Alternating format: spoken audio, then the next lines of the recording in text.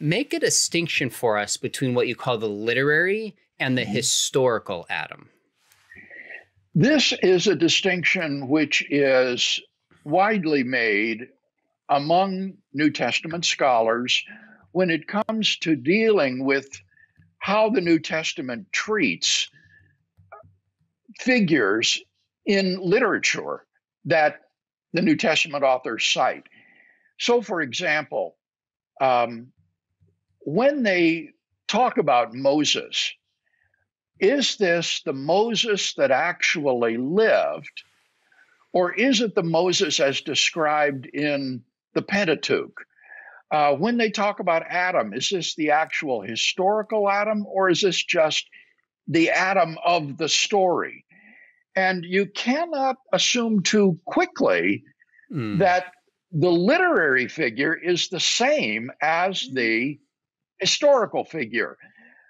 We all know examples in our own day where we will say things like, just as Robinson Crusoe had his man Friday to help him, so I have an assistant who helps me in my research. And that doesn't commit me to the historicity of Robinson Crusoe. It's just a reference to this literary figure.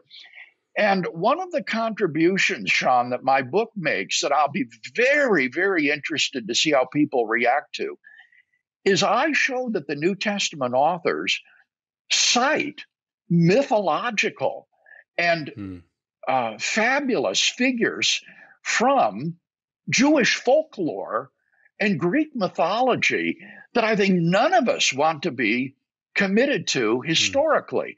And so these would be prime examples of where the New Testament authors are using these literary figures to illustrate Christian doctrines and truths, but they don't require us to believe in the historicity of those figures any more than my reference to Robinson Crusoe requires us to believe in the historicity of that man.